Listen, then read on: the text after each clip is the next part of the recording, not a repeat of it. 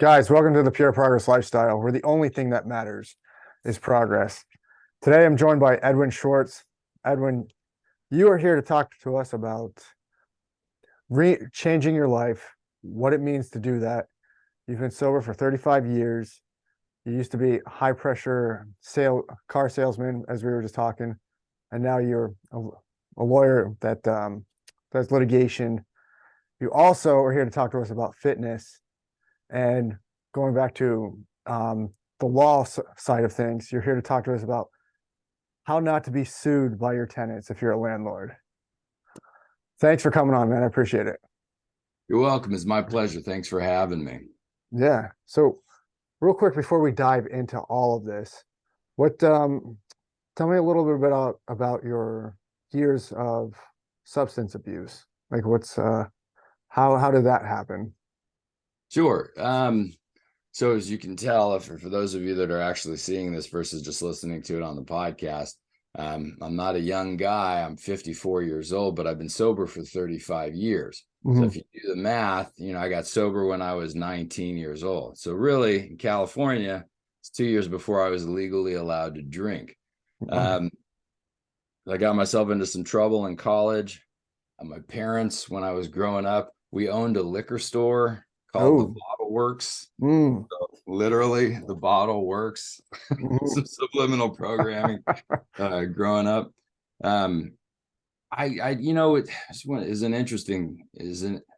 It was a very compressed time frame for which I had to decide to get sober. I was drinking and I was partying, kind of a fun guy was sort of how I looked at it. When I got to college, I went to the University of Southern California, and I started there in 1980s, the fall of 87. So basically the late 80s, I'm in Los Angeles. Everyone loves cocaine. So between drinking and cocaine's a hell of a drug.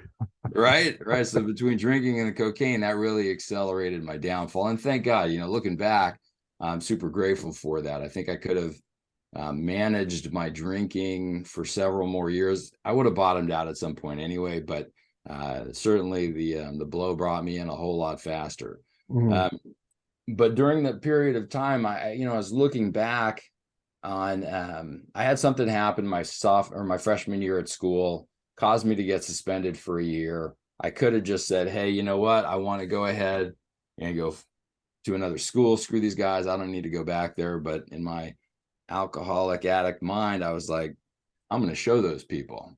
One of the things that's great about a lot of people that have substance abuse problems is that we are very stubborn and we have a I'll show you kind of mentality. So to get back into school, I had to get sober for a year. I had to go through some outpatient treatment for a full year. I think we met 3 times a week. There was random drug testing, etc.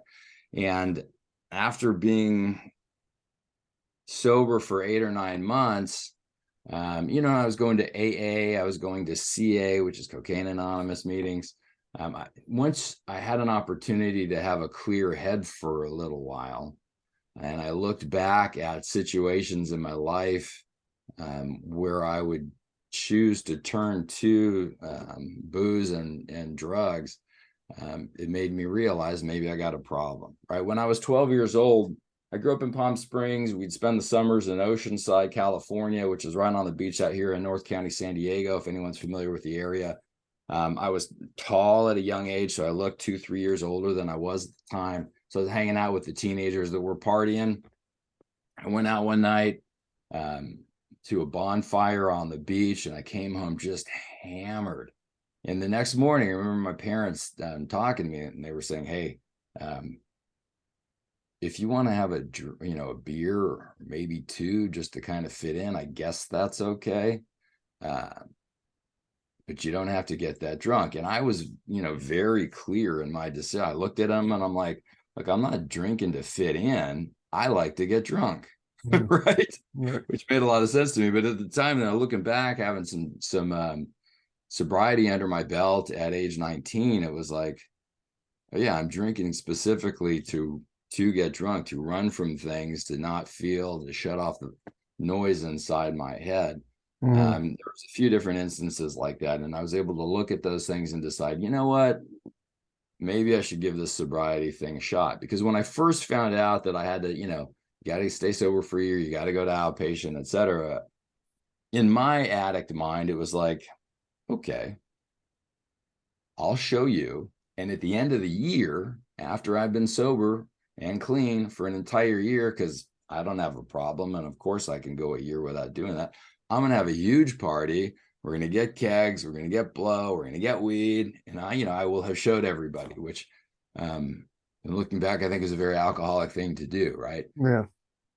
Spoiler alert, when I hit my 1 year sobriety, I did not have that party. I did not get stoned. I did not do blow or drink, right? I've been sober ever since July 20th of 1988. Mhm. And I owe that to a very strong foundation in Alcoholics Anonymous. I got sober in Los Angeles, which, as you can imagine, there's a lot of people that do a lot of drugs out there, which in turn produces a tremendous amount of people that are sober. So, and now with social media, and you hear and see all of the different people out there, celebrities, et cetera, who have not only gotten sober, but maintained sobriety, it fortunately has helped to reduce the stigma, I think, tremendously. So, For sure. So, that was it. So before I was even legally allowed to drink, I was, I made the decision not to do that anymore. So so now there's been 35 years. Is it something that you even have to think about? Just, no, fortunately, it almost never comes to mind. It's addiction's a tricky thing. If you go to enough meetings or talk to enough people, you'll hear that. Think of it like a monster in the room, and you shove it off into the corner. It's there, but you don't really see it anymore, but it's doing push-ups in the corner, and it's getting yeah. stronger. And I would go to meetings and I would hear people talk about who had some sobriety and then went back out and used again. Even some people with, years and years, if not decades of sobriety would say, when I started to use again, it was like I never stopped. Mhm. They didn't, you know what I mean? Like they just went full force. And that always scared the heck out of me, quite frankly. I never wanted to do that. And for me, it was interesting. I was 19. I was in college at a time. I think people still really partied that hard, but to me, it was like, oh, it was super party time, whatever. Yeah. It would be easy to argue that it was just a phase. A lot of people I know that were partying as hard as I was have grown up and don't do that anymore. So, and I don't mean they got sober, but I mean like they just, they'll have a drink here or there, maybe a glass of wine. But for me, once you start to stack some time, I just don't want to take that risk. Like, Mhm. so every time I would think about, hey, it would be nice to have a beer right now, or everybody's drinking, you're at a big social event, my own wedding, for example, or something really bad happens where we would typically run for something to numb our brains. Mhm. The thought for me was always, I don't want to find out, right? If I'm right and it was just a phase and I can just enjoy some wine or some beer or smoke some weed, what do I really gain out of that? I mean, I Right. don't really gain anything, right? For And if I'm sure. wrong, life's coming off the rails based on everything that I've seen other people do. And, I'm a father. I got twin daughters that are 15. I have a wife I've been married to for 20 plus years, 23 years. Like I don't want to, you have a great job. I have a license to practice law, which you can lose if you're not careful, right? There's just so much to lose. It's just not worth trying to find that out solely for the purpose of trying to enjoy something that for me became unenjoyable. So, Yeah. I think you hit the nail right on the head. Like I can speak to this myself too. I don't really have to think about it all that much any longer, but like, I'm not gonna be naive about the subject. Like there's always going to be a place and time, like you just mentioned, like an event where people are drinking. You're like, hey, it would be cool to have a drink, but it's always like that default sets in your mind now. You know what can happen. Because I know, especially for myself, I would like to say that I could just do a drink. It's never gonna happen. It's never gonna happen for me. So I'm like, I just know the consequences, and we're like, I'm good. I'm good. Appreciate it. I need a drink. I think you nailed it right on the head. Yeah, the other thing that makes that easier is, who do you surround yourself? Now, Mm, I was in a fraternity my first year at USC, and I did not live in the fraternity, which I think was helpful. But I have to say, the events, I'd still go to the events, and everybody was getting really hammered. That group of guys, um, in that environment, they were very supportive. Nobody was like, here, you need to drink. It was like, hey man, he's going through some stuff, and let him get through it. Ed doesn't need a drink today. And so that made it much easier. The other thing too, like I said, I've been married a long time. My wife is not in sobriety, but on our very first date, we went to a restaurant called Pacifica Del Mar down here in Del Mar, California. It's overlooking the ocean. We had a table with a beautiful view. And I'm thinking, all right, it's my first date. She's probably going to want some wine or something, kind of encourage that. So she, be more open to making out with me, right? yeah. The things that we think, right? And so we're going through the menu. I'm like, hey, do you want to get some wine or whatever, or have some kind of drink? And she said, no. Come to find out, alcohol actually made her physically sick. Like what would take Mm, us several drinks to get to, right? Vomiting or whatever, she would get there very quickly. So she really tried not to drink as often as she could. And for us, from that day forward, right, and that was in October of 1996, she's never had a drink. So it's funny for me, a guy with addiction, like this takes some work not to have any booze. For her, she's like, yeah, I don't need it.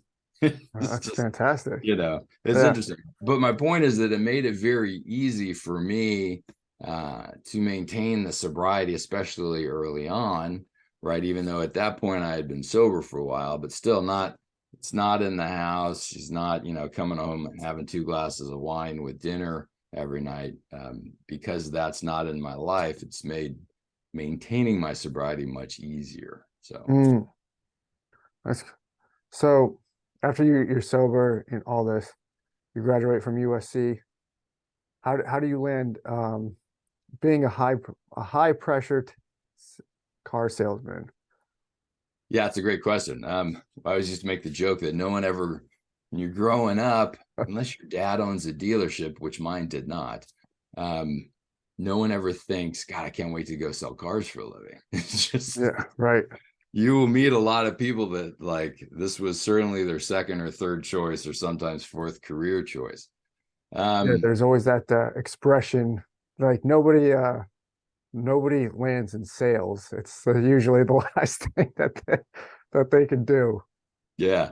There's a guy that does a lot of podcasts. He's got a huge social media following. I do not know him. His name is Brad Lea, Lea. Yep. Um, my fitness coach, who we'll talk about a little bit later, has been on his podcast a couple of times. He knows them; they're friends. But I think Brad sold cars for a long time, if I'm not mistaken.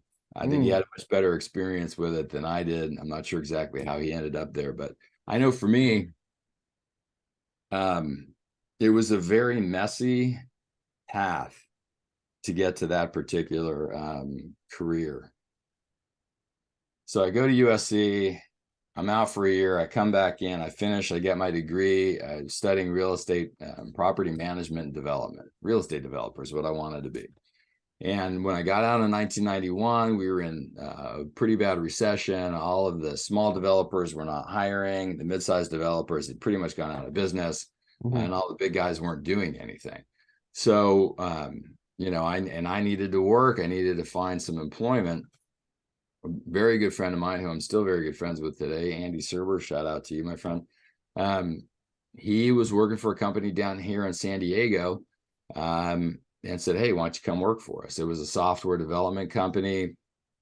We made a product that was sort of a precursor to Outlook, if you will. It was, track your contacts and your to-do lists and your calendar, called Pack Rat. And so now I'm in, I studied business with emphasis in real estate, but now here I am selling software.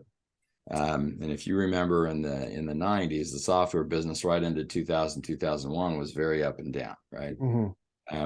Through that position, I met a woman. It's always right. You're chasing. It's always a woman. It's always a woman. Right. So I met this woman who we started dating, and she was selling BMWs in Escondido. And it was really interesting at the time. So the company that Andy and I were working for, unfortunately, went out of business, or was in the process of essentially going out of business and really shutting down. So I had to find a different job. And I asked her, hey, look, you sell cars, like, you sell BMWs. I mean, how hard can that be? Right? Something that I could do, do you think? And it turns out it's a lot harder than you'd think when there's, 5 dealerships that all sell the same black on black brand new BMW. Why are they going to buy from you? She talked to her manager, a guy named Jeff Gherkin, who became, shout out to Jeff, one of my mentors and one of the absolute best bosses I ever had. He was an amazing guy. He took a chance on me, right? And so that's how I ended up in the car business. I needed some work. That first year, I was not that great at it at all.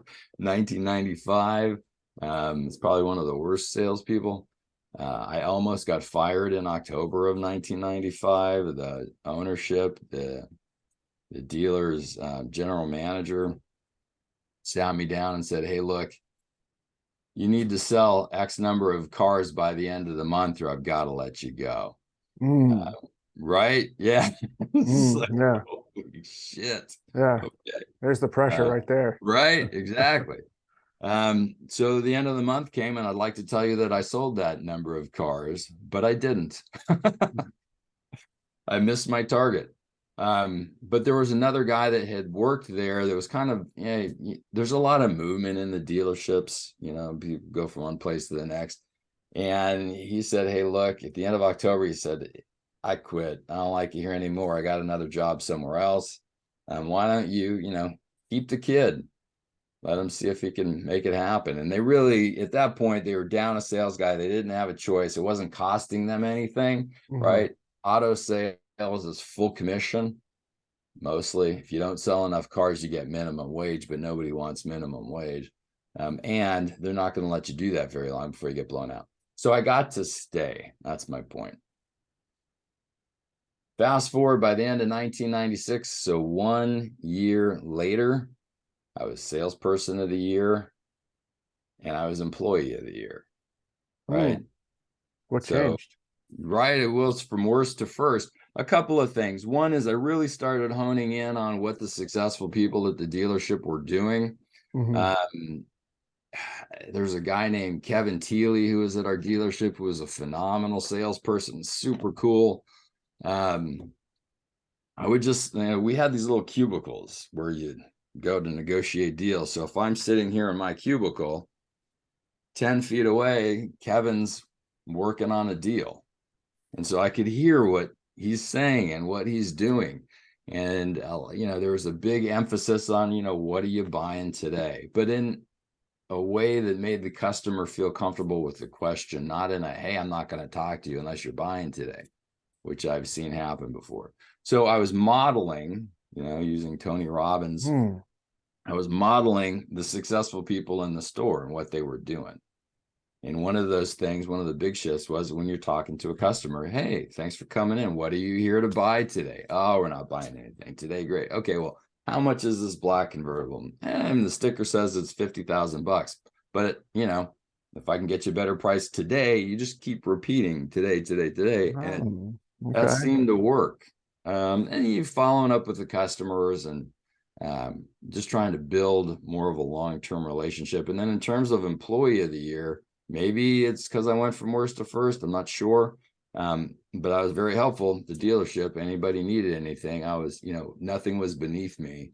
I needed to go help someone clean a car to get it ready for delivery, whatever, or go drive a car, if you want a car at this dealership, but the other dealership 60 miles away has it, you do what's called a dealer trade. Mm. And so driving to get the car back. So, those kind of things, I think helped contribute to that. But by the end of 96, there I was with who's my now wife. We just started dating at the time, salesman of the year, employee of the year, somewhere around here. I've got the plaques for that. So, but that was the big shift, modeling other behavior and doing what the successful people were doing, and it started to work. And then with that, you start to build a certain level of confidence. Mm-hmm. It's kind of like dating, they can smell the desperation or they can smell the confidence, and people Yeah, want to be people want to be with the confidence. So for sure. So after you made, employee of the month or the year, sales of the year, how long did you stay in this job? not much longer. Okay. There was always this like, hey man, you went to USC, why are you selling cars? Granted, you're selling BMWs and you're doing well with it. But I always wanted to do more. So, and this is in the mid 90s, tech business was really starting to boom. I would look at my friends who were working for companies in the software or computer space, getting stock options, etc. And so I jumped back into that business. But every year, I didn't have what I would call a good picker, right? Some friends, by luck or by skill, were able to pick companies, work for them, and then those companies took off and they were able to cash in their stock options, etc. That wasn't me. If I picked a company that happened to, and there were a couple of them, unfortunately, I couldn't make it work. So every year I was looking for a new job, essentially.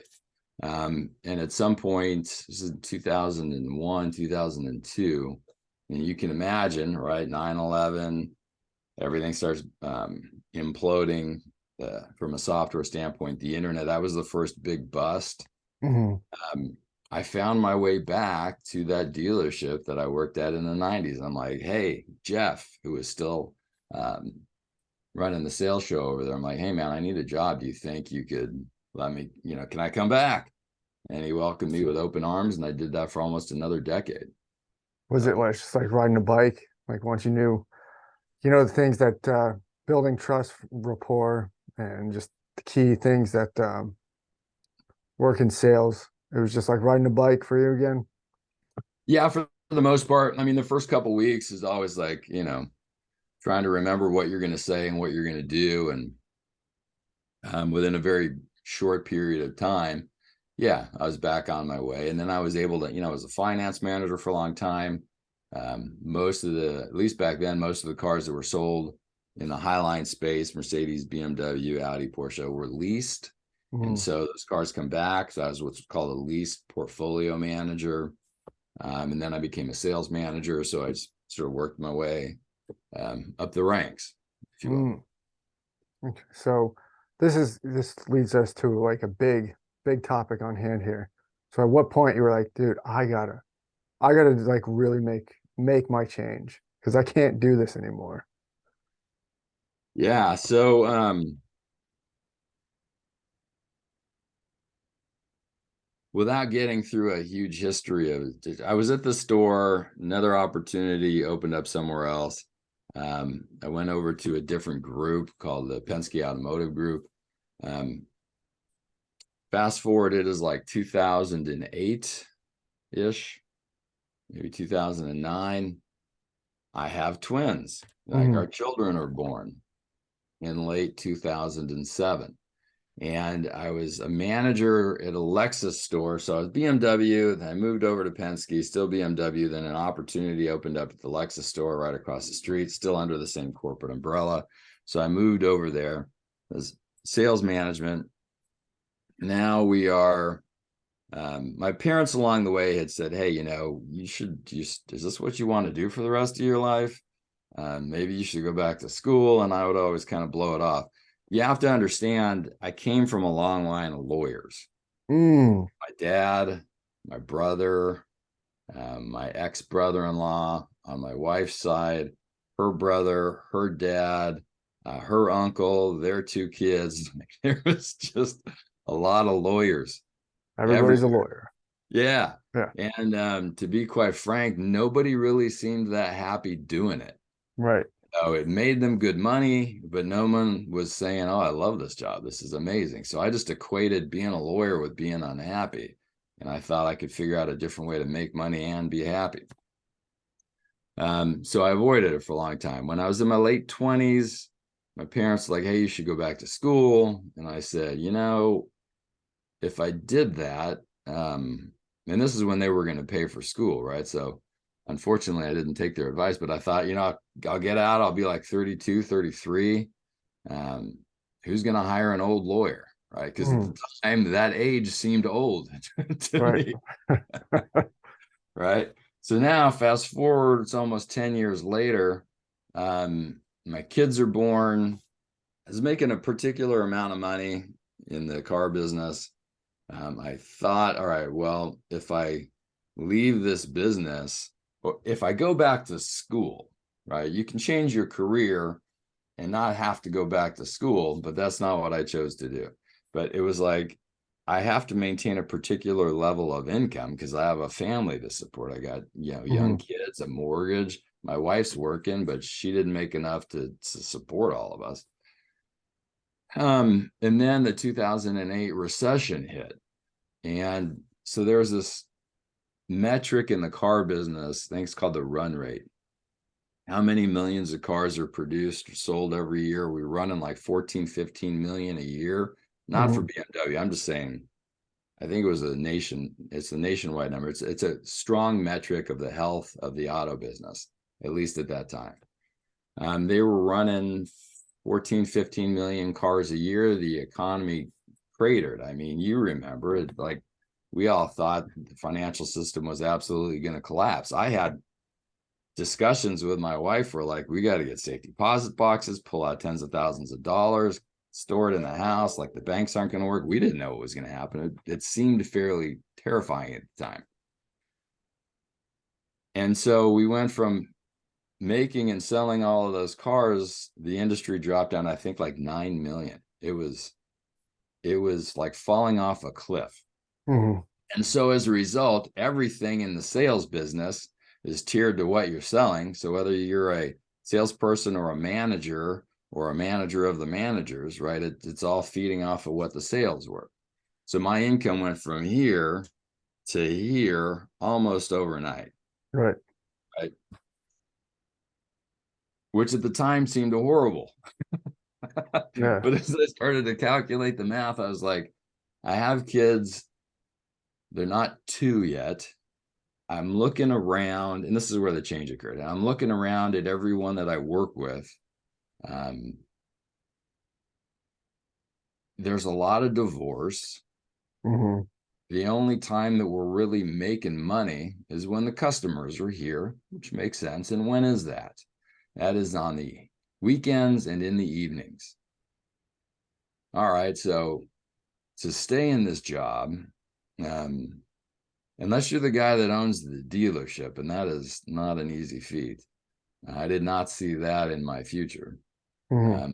I just knew I was going to have a life of nights and weekends, which meant I wasn't going to see my kids.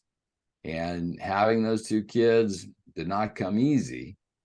So I wanted to be there. So I started to think, well, what else can I do? As you're looking around at your coworkers, and I guess this is a message for anyone that's listening. If you're in a job or in a career track, you have to really ask yourself, I guess depending on your age, at the time I was still in my 30s, can I do this? Can I do this job for the next 30 or 40 years? Because the reality is we're all living older. We're living to, later stages in life. How long are you going to work? If you work for 20 years and retire, for almost all of us,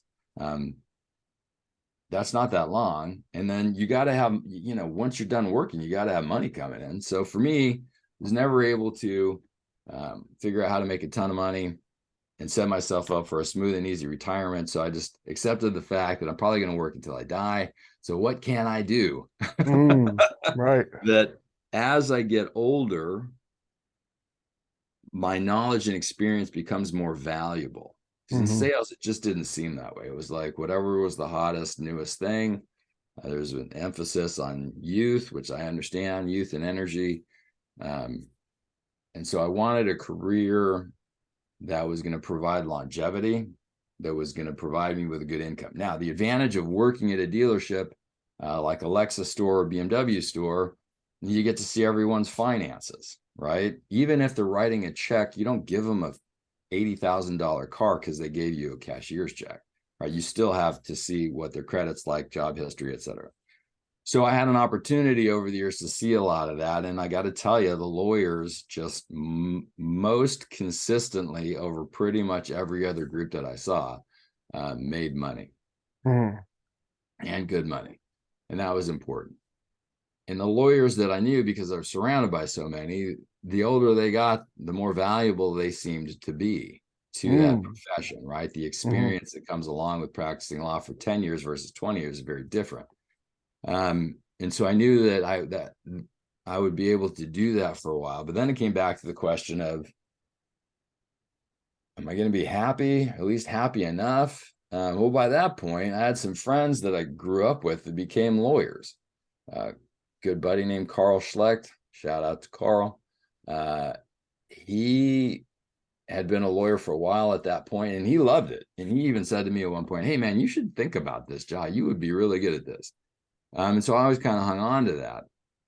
And I knew, if Carl can get through law school, there's a pretty good chance I can get through law school. And he was smart enough to do it pretty much right out of college. Right. I obviously had a big gap there, but so I decided, I'm gonna see if I can make this happen. I want to switch careers and become an attorney. And I recognize there's a lot of obstacles between where I'm at right now on the sales desk and where I want to be as a practicing attorney. But I evaluated where I was at. I asked myself if I wanted to keep doing that job or staying in that career for the next 30 years, and I didn't.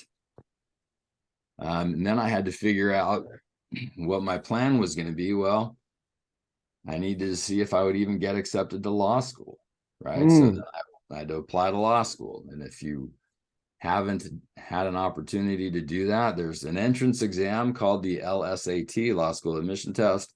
It's like a 4 or 5 hour test. I remember when I graduated college and I took the very last test I ever had to take, very loudly and proudly thinking, I will never have to take another test again. Right? And I never want to take another test again. And yet there I was, having to study and get ready for this admissions test.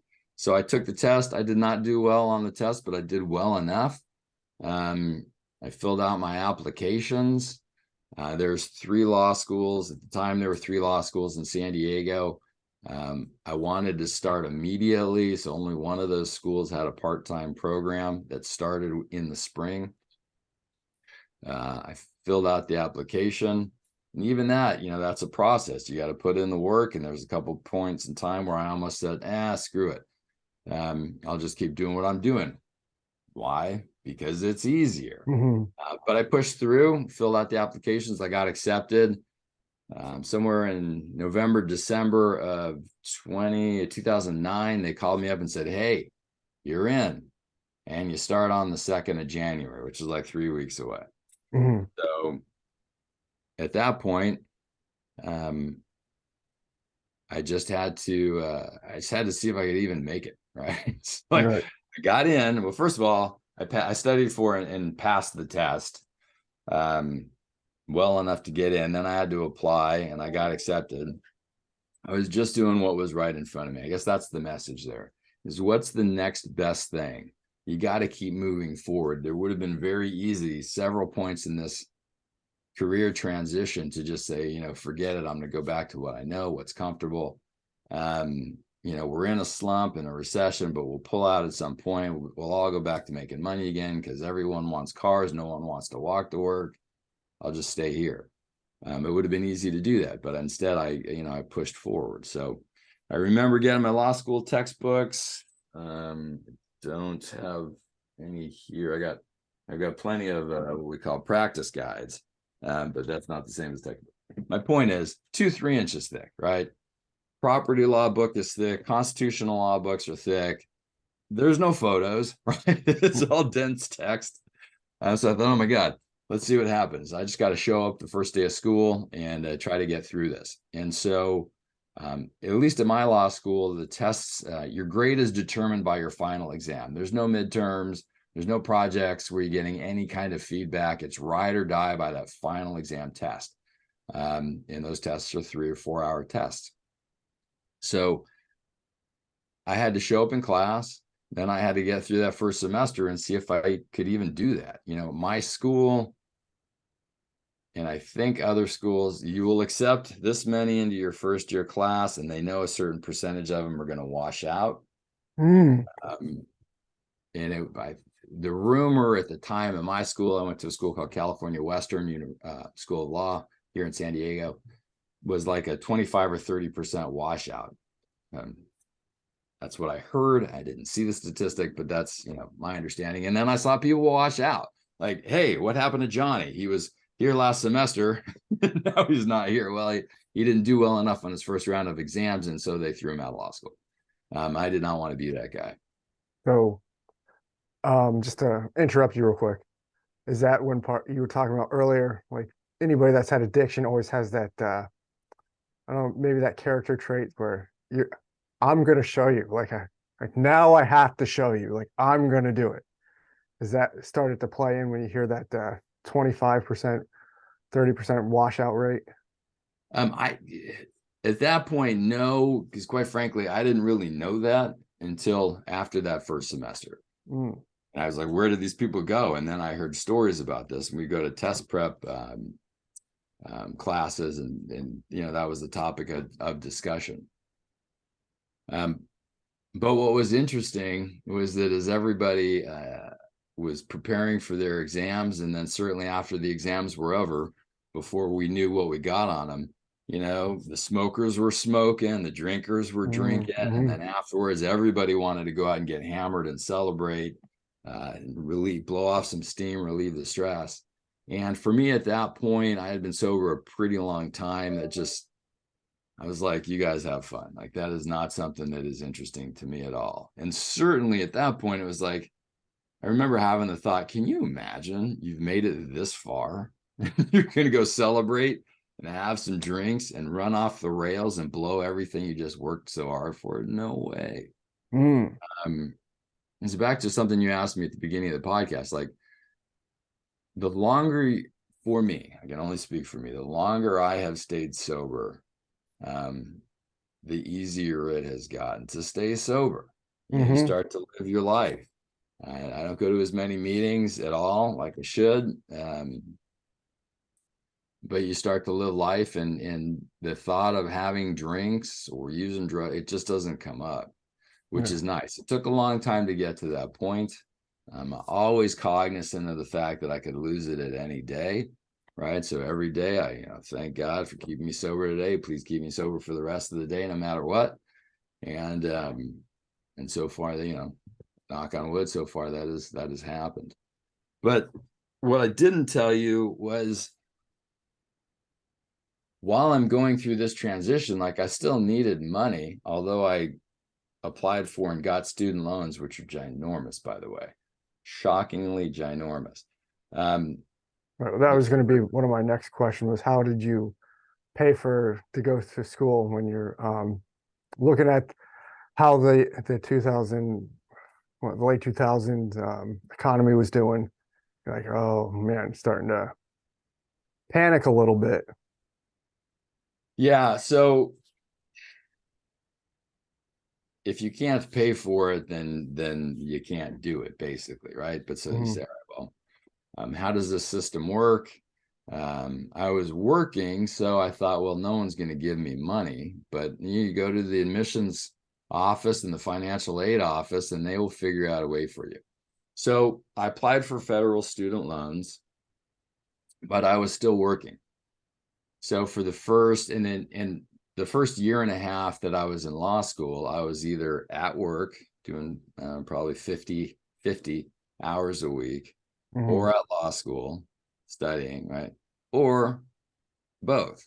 So every single day for a year and a half, I was at work or at school or at work and school. To the point where, my wife would go off and take the kids to go do stuff, go spend time in Los Angeles with her family or out to Palm Springs with my parents. And the kids knew I wasn't coming because I had to be studying. Right. So that's how I did it. I had loans, but I was still working. And fortunately, shout out to my spouse, Barry, I love you. She was super supportive. And because she grew up in a family of lawyers, she knew and watched her brother go through law school and what it took for him to get through. She was very supportive. So having a supportive spouse was certainly very helpful. I don't know if I could have made it through without that. Fortunately, I didn't have to find that out. But so she was super supportive, and she had an income. Like, she was working also. So between the money that I was making in the car business, which was tremendously less than what I had been making, right, and her income and the student loans, we were able to get through. So that is how I was able to do that. How long did that period take? To get through school. Yeah. And So then, law school is typically 3 years mhm, if you take the summers off. So, which most people do. At my school, and I have to assume other schools, you can do it in 2 years if you just go full time and hammer through without taking any summers off. And I know a couple of people that did that. For me, I think it was 9 or 10. We do them in quarters. At least my school was quarterly summer semester. So there's basically 3 sessions a year. And I think I did 10 sessions. So there's like a 2-unit difference between my part-time schedule and a normal full-time schedule. mhm. So it felt like it was pretty much full-time. But so for me, it took 3.5 years to do it. Okay. Now, you have to remember, back in my late 20s when I was first making the decision to go, and I thought, I'll be the old mid-30s lawyer, like, who's going to hire that guy or whatever. Right. I'm not going to do it, forget it. Now my kids are born. I'm not happy where I'm at. I was coming up on 40. I think I was maybe 38 at the time.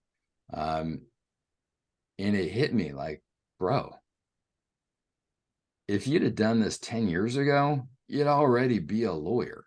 Right. You'd be making great. You wouldn't be here, right? Right. That time is going to go by. And here's my message. Please hear it loud and clear. That time is going to go by no matter what.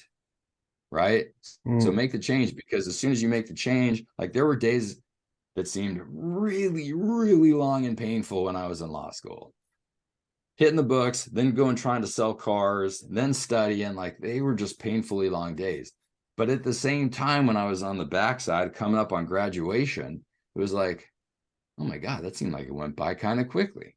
Like, the time is going to pass no matter what. And even in the minutes to hours where it seems like it's taken forever, it goes by fast. And the older you get, the faster it goes. So make the decision and do something, because if you don't, that time's going to click by no matter what, right? That's why when I'm knocking on the door of 40, I was like, I have to do this now. I don't want to wait till the next fall to start, when everybody normally starts law school. Cal Western has a spring program. I'm starting on January 2nd, 2010. And there I was, sitting in class on January 2nd, 2010. And now here we are, 13 years, which is a long time later. I did it. It's behind me. I passed the bar on the first time. I graduated with honors. And I love what I do. I can't imagine doing anything different, quite frankly. So That's fantastic. Just to build on what you said, that time's going to pass. Go do what you want to do. What are some of the things that you told yourself? Because we all have those days where we're like, and you just said it, earlier too, like, I might as well just go back and do what I was doing. Like, because there's always that voice that wants you to quit and just go back to the easy stuff. What are some of the things that you told yourself, like, no, I gotta push through this? I mean, really, it was just like, I got to push through this. When having the benefit of having children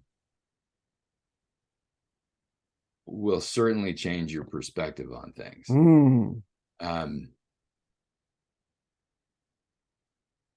And it is hard to comprehend that difference and in that shift until you go through that shift.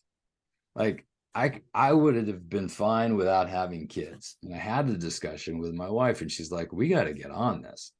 Because at the time, you know, especially being an addict, alcoholic, even though I'm in recovery, I'm kind of selfish by nature. Right. Right. So I'm like, we got money, we can do stuff, we can go on vacations. Like, we don't have to have the screaming baby in the restaurant. Got to do all that shit. But all right, if you want to have kids, let's do it. Mm-hmm. That's one perspective, which I think a lot of people have. Certainly I had it. Then I'm using the coffee cup, which is a horrible substitute for a baby, but they hand you your babies, right?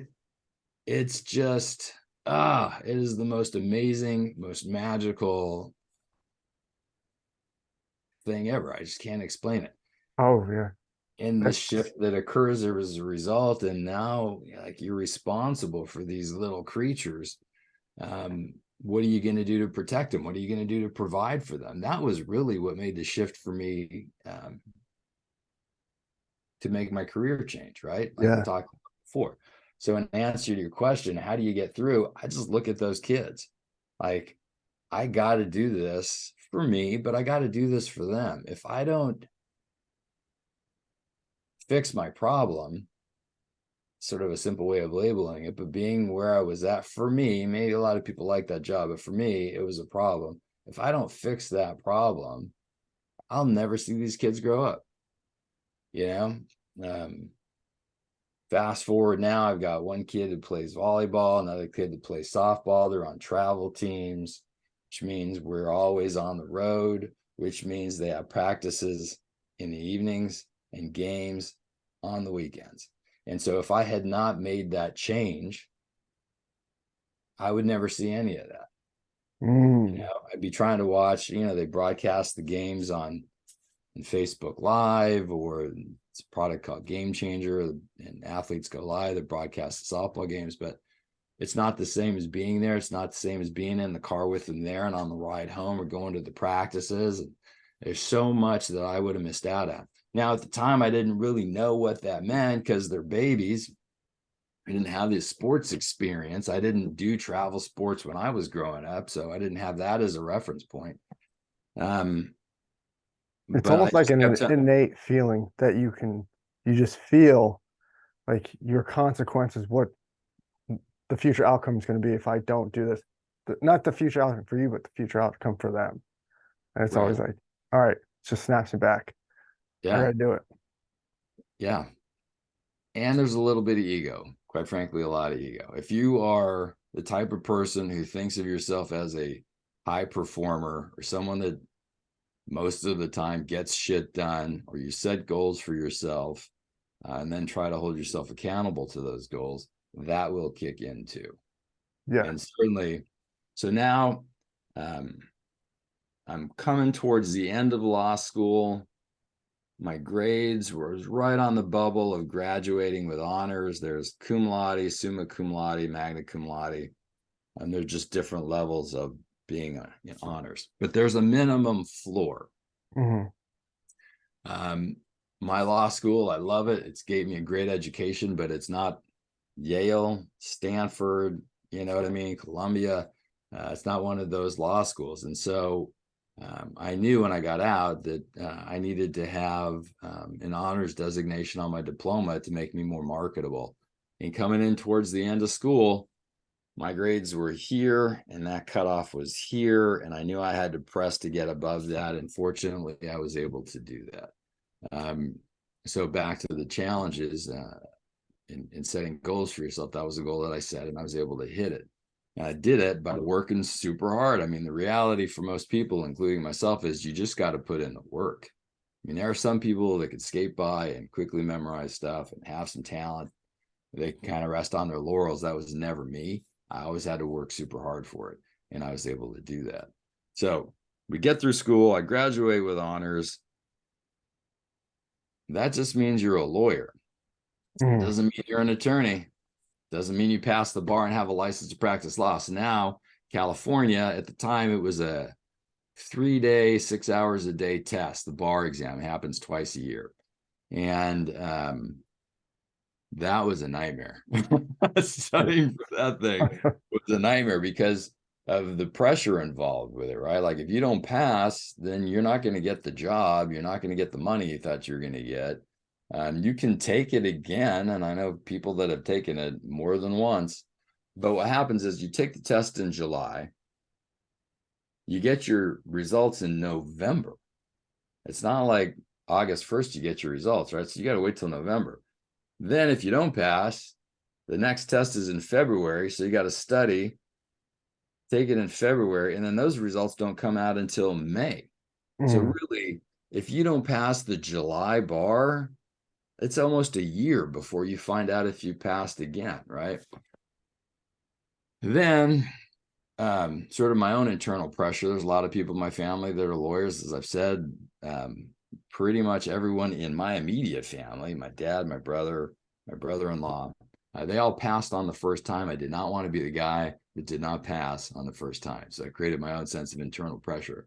And I remember during the study process, just going through my little bar exam flashcards, and I had this big mirror, had a dry erase marker, and I would write the rules, like if you get a test on criminal law, what are the rules for, a robbery versus burglary, et cetera, writing all those things out because you need to know that stuff. And fortunately, I passed. I mean, I walked out of that exam thinking I failed. We all got the results the weekend of Thanksgiving. I logged into the computer and saw that I passed, and here I am. So Nice. What makes you want to be a litigation lawyer? Like yeah, you that's a good go off question. that. There's a lot of different angles that you can play in this business, or career paths you can take, I should say. Right. I knew I didn't want to do, it was kind of like a deductive process. What don't I want to do? I don't want to draft contracts, sales agreements. That's what transactional attorneys do. Some people love that. They're very good at it. To me, that seemed very boring. Yeah. I didn't want to do family law because, I'm sort of an emotional guy at times. I knew I would not be able to separate myself from whatever trauma and drama was happening in my particular cases. Probate law, which is the law that applies after someone passes away and what happens to their assets, and also in drafting wills and trusts, which everybody should have. If you got any kind of assets, that also seemed pretty boring. Then I looked at the guys that were, taking cases to trial, and that seemed to be the most exciting. Not on a criminal law standpoint, for a few reasons that I won't get into, but I didn't feel like I could defend people who were accused of committing a crime, because frankly, most of them have committed the crime they're accused of, in my own particular view. And then on the prosecution side, like I sold cars to a couple of people that worked in the district attorney's offices, and they just don't make what I thought they would make in terms of income. And that amount of money, it just wouldn't support my wife and my two kids. They didn't make enough money. So as fun as that seemed, I couldn't do it for that reason, even though it would have provided me the trial experience I was looking for. And then I looked at the guys that were doing personal injury law and civil litigation, business disputes, et cetera, in court, in trial. And that seemed to be the most exciting.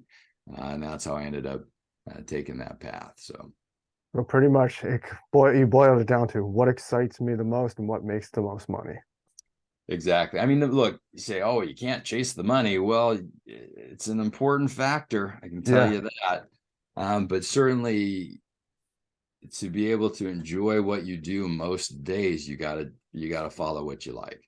And fortunately, with 3 years of law school, you have an opportunity through internships and the career development centers at law schools to figure out, or at least try to figure out, what you think you might like to do. In the first few years you're practicing law, try different things. Unless you pick a niche that you enjoy, then stay with it. But you got to try to figure that out. And, kind of like what we're talking about, don't be afraid to make a change. if you're in family line, you decide that it is brain damage you just don't want, then switch. Mm-hmm. You can make a change. Mm. So you became did you start going to work for somebody else immediately, or did you open your own firm? Yeah, I opened my own firm. I hung a shingle, as they say.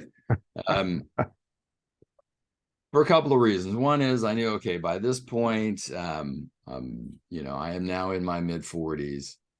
Most of the big firms, first of all, the really big firms are going to be pulling students from primarily the Yales, Harvard, Stanford, Columbias of the world, not necessarily my school. The smaller firms that would be attracted to people coming out of my school, I didn't bother applying to any of those firms. I just knew, hey, look, I have a very long track record of selling. My Mm-hmm.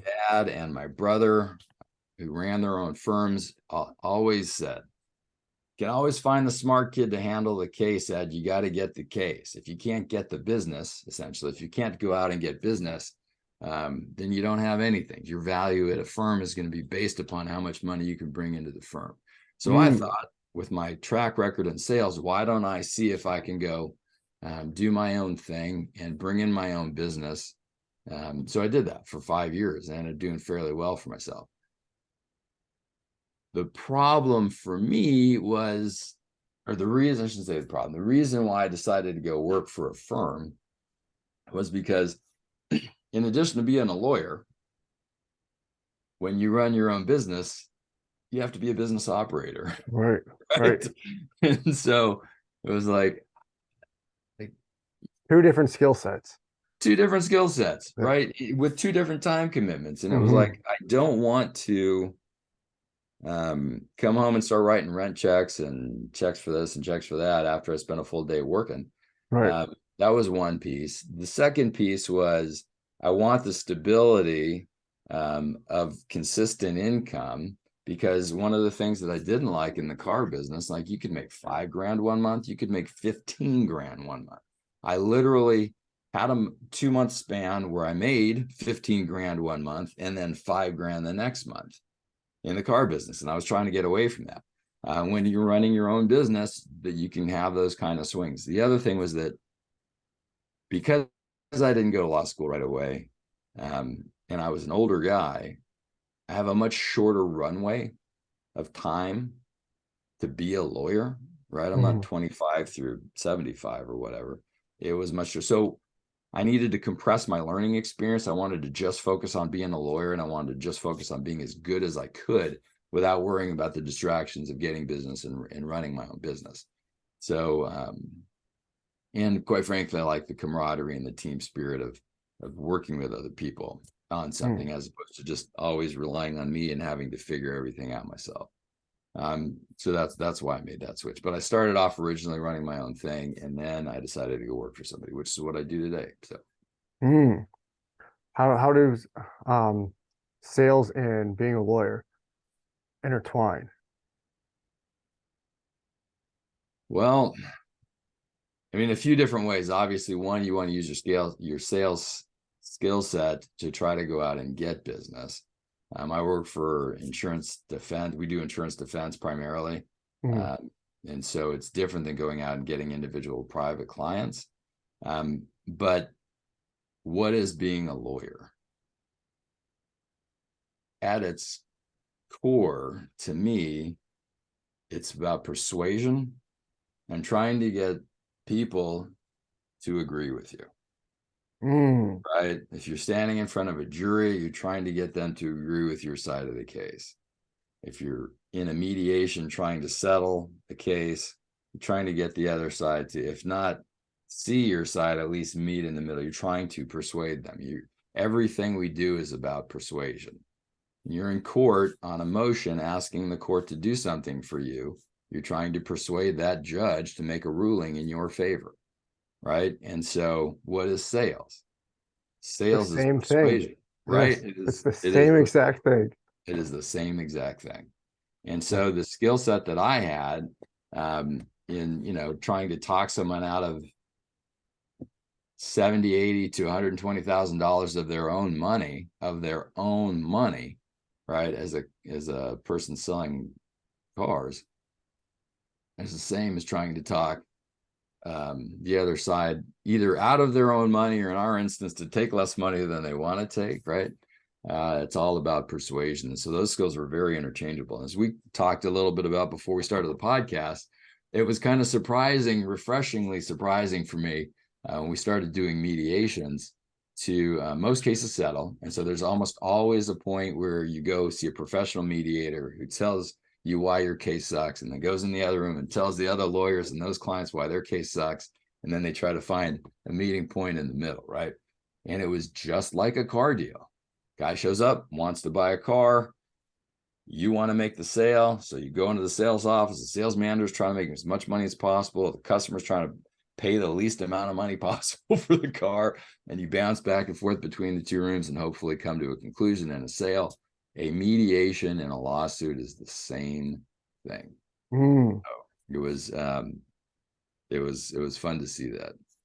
So. For sure. It's, it's funny because sales, everybody's like, I can't sell. Well, sure you can. You just got to know what it is that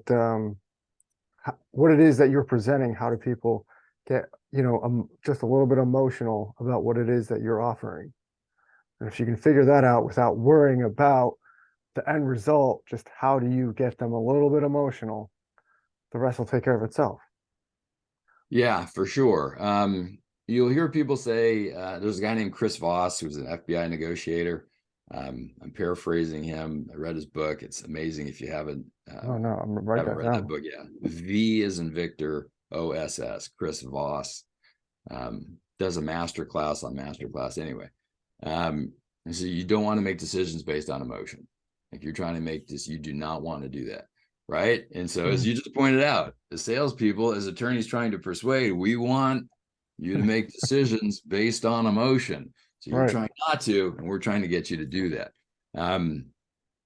The woman that I dated way back at the beginning of this podcast, right, that was responsible for getting me into the car business. I watched her one time take a dude who had zero interest in this red car, was wearing a red sweater, say to him essentially, hey, your sweater matches the color of the car. And fast forward the story, she ended up selling him the car. She was really good at selling people on emotion. Some people are like, hey, I can get you the best price, cheap. And she was really good about getting people to feel really good about that car and selling on emotion. So she made good money doing it. She sold a lot of cars and made a lot of profit, or what we call gross, in the deals. But that specific example still sticks out to me to this day, like 25 years later, because she got somebody to buy on emotion. It's super critical.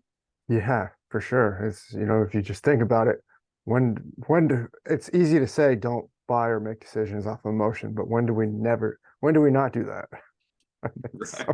Yeah. It's so hard. So at what aspect did you learn, like, I have to be the ultimate leader for my girls for them to have the best quality life, like for them to lead, for them to see what I do, so that way it helps them growing up?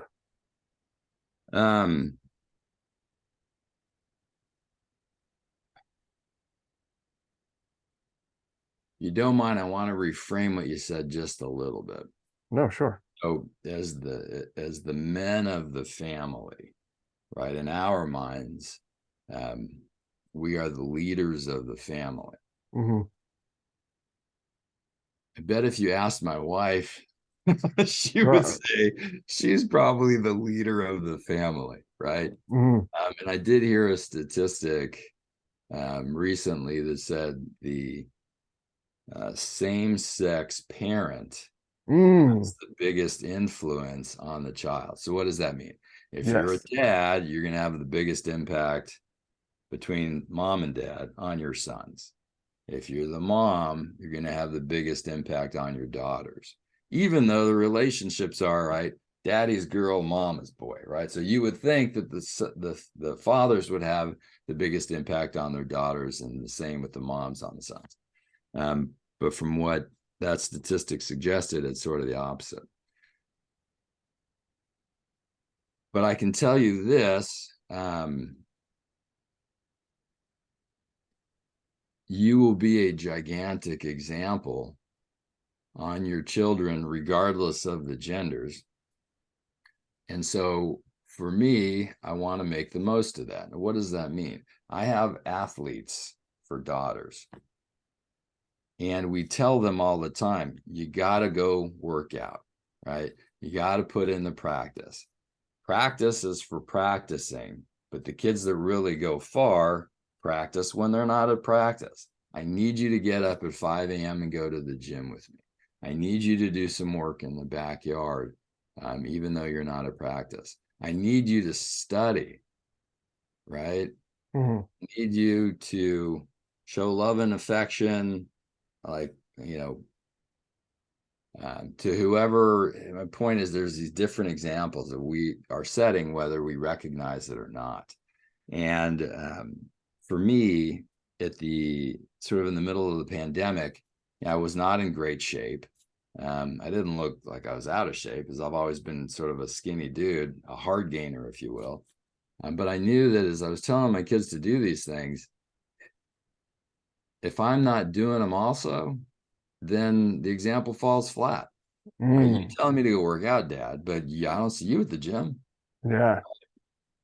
And as I started to we haven't talked about health and fitness yet, but as I started to regain control over my health and fitness, it became very apparent to me what type of examples I was setting for my kids, and what type of examples I wanted to set, and wanted to be, if not the leader, certainly a leader. So when I looked at my kid and said, you got to go work out, she can look at me and see, oh, he goes to the gym 4 or 5 times a week. I see him go on runs. I do Spartan races, for those of you that know what those things are. Just setting the example that we want them to follow. I have been very blessed in that the firm that I work with and the people that I work for have allowed me to continue working at home most of the time. So as I'm talking to you here, I'm in my house. Right next to this computer, I got my work computer.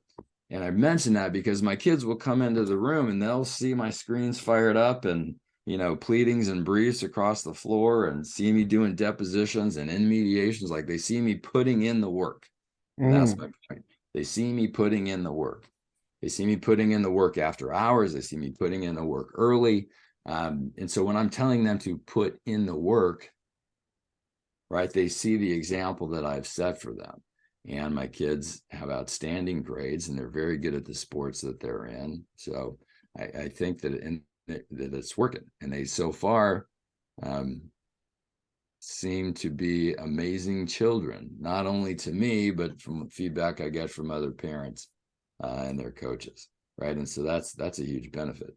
So we are leaders, whether we know it or not. And so then the question becomes, Brett, what kind of an impact do we want to make? What kind of leader do we want to be? How do we set the tone? If you're not setting the tone, someone else is setting it for you. So, Yeah, that's just, I wanted to go back real quick to that statistic that you were talking about, because there's also another statistic, but I can see how both of them play, just by what you're saying here. The one statistic where, when it comes to single parenting, because I'm a single parent myself, when it comes to who the child does better off, it's usually the single fathers. Not because like there's some discriminatory thing towards it. It's just that men are, more of a leaders than that's how they're born. So they're always like, it's easy to set that example. Like, this is what you got to do. This is how things are done in the real world, because the real world is a pretty harsh place if you're not, doing the things that you got to do. And so, but going back to the statistic that you brought up, I can easily see that also, because, a child, if like a boy, who's the best, they're going to learn how to be a man growing up from their father. A girl, who's the best that they're going to learn how to be a woman from their mother, obviously. So it's like, it's just fantastic how parenting is such a huge role in kids' lives. And and the fact that you said you got to lead by example, it's the only way to do it. It just it blows my mind because I always hear people like, why didn't my kids listen to me? Like I want them to do this and this and this. Why don't they ever listen to me? I'm like, well, are you doing that? They're like, well, why would I have to do that? Well, that's the question that they're asking themselves. You know, if you're asking yourself, well, why do I have to do that? Then they're going to ask that in turn. Well, then why do I have to do that? You know, and you brought up they see you studying and all that. So when you tell them you got to go study, this makes you, you know, this leads to this kind of outcome or whatever it is you teach them, they're like, oh yeah, well dad does that and I can see that. So they can connect the dots in their mind. Yeah, for sure. Reflecting back on my law school experience, you know, when I made the decision to go, they were still, I think maybe 2.5 years old. So they're not going to remember that. But over the next 3 years, or they're hitting, you know, 5, 6 years old, and they're seeing me studying for the bar and studying for my tests. There's a photo right over there of me at my law school graduation with them. You know, they see they were able at an age where it was super impressionable on them. They were able to see me going through that process. And so fast forward now where they're in 11th grade, college is right around the corner. They're taking advanced placement classes. They got a lot of work. You know, they get up, go to school, sometimes go to the gym in the morning with me before school, hit school, come home, do homework, then hit practice, then do more homework. It is nonstop. Whereas as adults, we show up, we do our work, you know, we punch out at a particular time. Most of us go home and then, you know, eat some food and watch television. And so while we're sitting on the couch, you know, drinking whatever, hey, you gotta go do your homework. You get that done? You know, grades are important. Yeah. Well, you're not doing anything. Like they pick up on that. Mm-hmm. So, you know, having had the opportunity for them to see what I do, I think is beneficial because at least it makes them feel like if somebody else is doing this, it seems to have worked out for him. You know, that's important. Yeah, for sure. So, you know, just going back into the leadership, what made you, you know, really tackle fitness head on?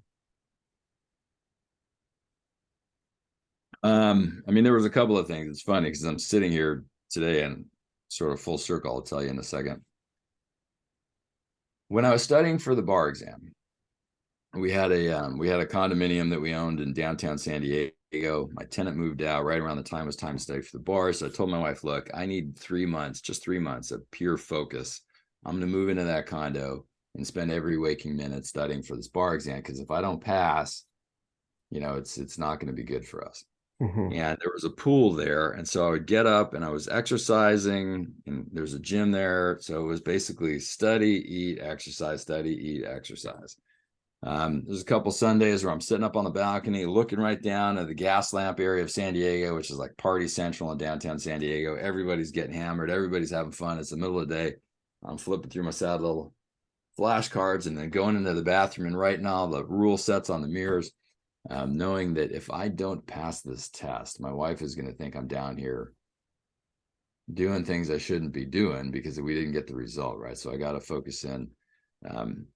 And a big part of that focus was exercising, and I just felt good and I looked good. And then I passed the test. I'm back at home. Shit went right out the window. Right? So I never really had to pay attention to what I ate. I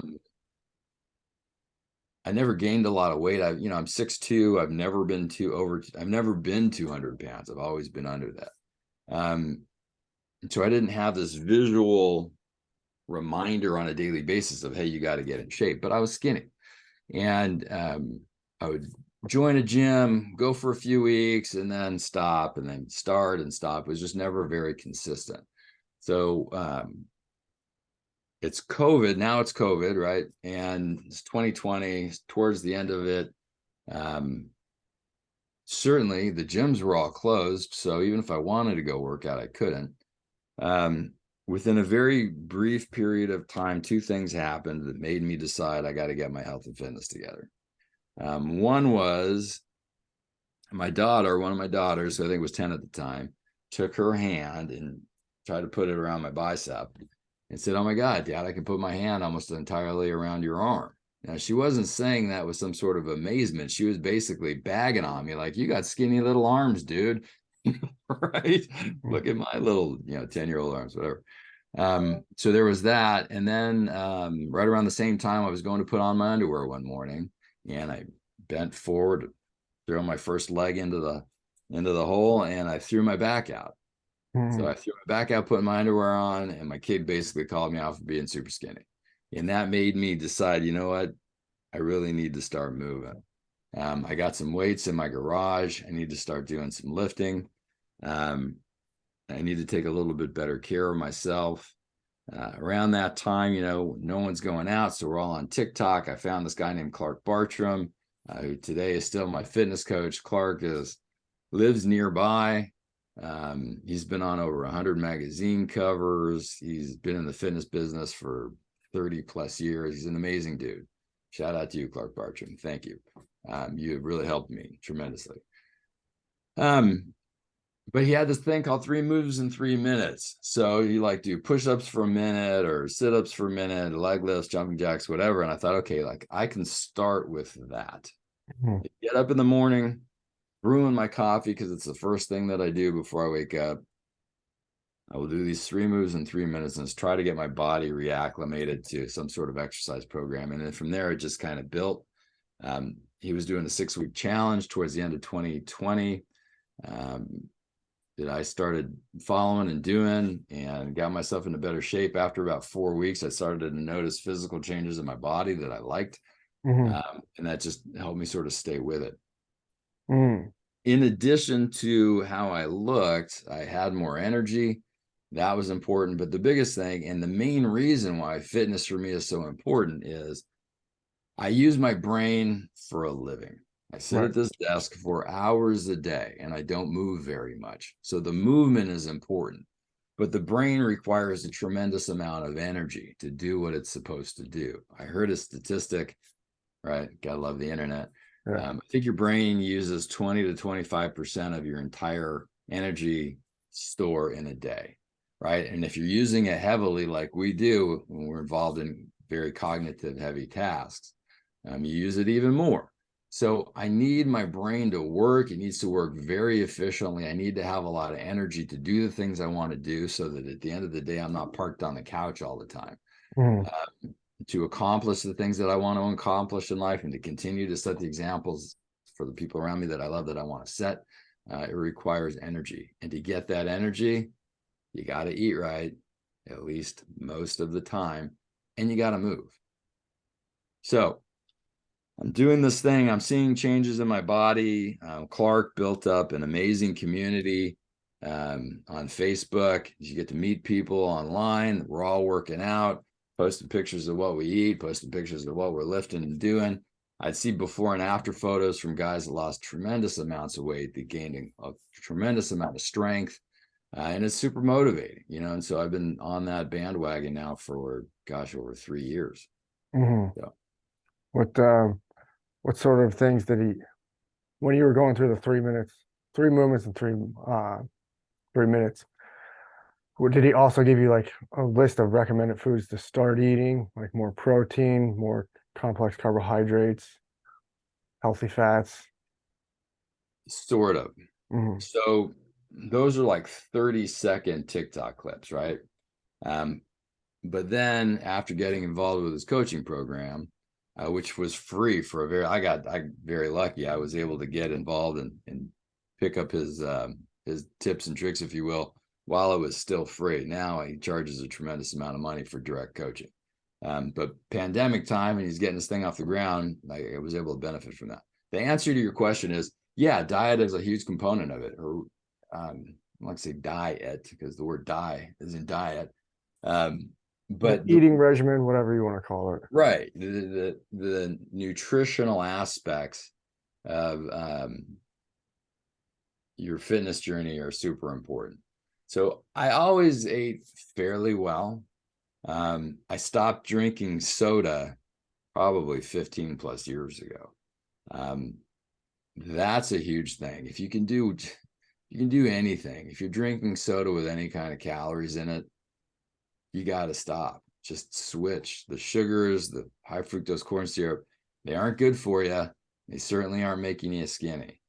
Diet sodas now, right? We're hearing everything. Oh, I just drink, 2 of these a day with diet soda in it. Well, that's not good either, because your body's sensing sweets and not getting any calories. Like, okay, I got the sugar, but where's the calories? Shit, I need to eat more. It has the reverse effect of what it's intending to do. So switching to diet soda, that isn't good either. Just go to water, throw some lemon in your water, have sparkling water. It is an adjustment, but if you can make it, that'll help you tremendously. Also, ever since I did that, I never get cavities, whereas I used to be a little cavity prone before. So switching off of soda was one big thing. Eating a lot more protein, trying to stay away from as much as you can, staying away from processed foods, packaged foods is not easy to do in today's society. And if you're eating granola bars and protein bars, okay, I mean, it's better than eating candy bars, right? But if you can get away from the processed foods, that's helpful. His big thing really was, you got to move. You got to watch what you eat. I mean, he's like, look, I've been doing this for a long time, Ed. It's pretty simple. You eat this many calories and you burn this many calories, you're going to get fat. If you eat this many calories and you burn this many calories, you're going to lose weight. And if you eat a lot of protein, you're going to put on muscle. So I don't track my carbs. I don't track my fats, macros, I think everybody calls it these days. But I do look at how much protein I eat. And so I'm 108, I was 191 pounds this morning. So in 2000, when I started with, or 2000 and what was it, 20, when I started with Clark, I was 195 or 6 pounds. Today, 3 years later, this morning on the scale, 191 pounds. And you're like, wait, what? It didn't sound like you did anything, Ed. Where's the change? Well, the percentage of body fat that I had has dropped tremendously. The muscle mass that I put on, the composition of my body is entirely different. The muscles that I have, the abs that I can see, the energy that I have, very different than it was 3 years ago. And so I would mark, one metric is 0.8 grams of protein for every pound of body weight, or 1 gram of protein for every pound of, wait a minute, I'm saying that wrong. 0.8 grams for every pound of lean body weight you want, right? No, I'm getting this wrong. All right. So To keep it every simple, 1 kilogram, gram per pound of body weight that you want, right? And so I try to eat 190 grams of protein in a day. 190. Yeah, that's pretty reasonable. Right. I mean, just tracking that it's not hard to do. Have a couple of eggs with some vegetables in the morning, protein shake with 50 grams of protein. There's a company out of Orange County, California called Egg Whites International that makes egg whites. A cup of egg whites is 24 grams of very high bioavailability protein, etc. Just by tracking that has helped me tremendously.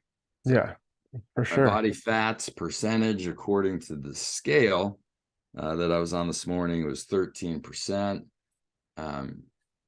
I'm sure that thing is not as accurate as doing like a DEXA scan, which I've done. Or DEXA scans tend to be a little bit higher, but I mean, I look good. I feel good. So. That's what counts. Anywhere like when a male's between 12 and 15%, which is like the really healthy standard, it's incredible. You feel good, you look good. It's almost like a feeling of what can you not accomplish? Right. Yeah. Right. So what has that done for your, just showing up to how you have conversations in court with people, being there with your daughters, your wife? How much more of an impact do you feel like you're able to make just feeling that good? I mean, the answer is subjective, right? Because it's what I feel or what I think I project. But I can tell you, having walked into a courtroom being skinny versus walking into a courtroom where I'm strong, the level of confidence is very different. When I'm at the pool or at the beach and take my shirt off, I'm not embarrassed to take my shirt off. I'm kind of proud to do it, quite frankly. I was working out at the gym one morning. This is like 7, 8 months ago. And my kid, who put her hand around my arm and said, "Wow, you're super skinny." I think I was doing chest or shoulders that day. I walked over to see how they were doing. And she looked at me. She's like, "Damn, you look buff." Mm, And I looked her right in the eye and I'm like, "You're fucking right, I do." yeah. Right? Because I just feel strong. And so her friends will tell her, "Hey, my friend saw your Instagram post or your Facebook post," or Instagram with the kids these days. Like, God, you look really good. Like it's hard to describe until you've actually felt it. But when you are in shape and in control of your body, the feeling is very different. And the Mm, image that you project is very different. mm-hmm. It says something to the level of discipline um, that you engage in. It says something to how you think about yourself and how you treat yourself. There's the number of benefits that are derived from being in shape and being in control. Until you actually experience, it's kind of hard to quantify. But yeah, it makes a huge difference. And again, it's all part of what we talked about earlier. It's helping set the example. Now, some people say, "Well, the first 5 or 6 months is like, oh yeah, he's doing that thing. Don't worry, he's gonna fall off that wagon. He's gonna fall off the health train and come right back to you hanging out with us at the bar." I never did that, but people say that, hanging out on the couch or whatever. But when you can put some time together, just like when I started getting sober, you start stacking time. Um, it makes it a lot easier. For the first several months, I hated going to the gym and working out. I didn't like it. Like, I got to do this because I want to start to feel better. And then it was like, it's not so bad. It's kind of an inconvenience. I work out early, but whatever. I'll start to do this. It's feeling a little bit better. But it was interesting. Like somewhere, kind of like when I got sober.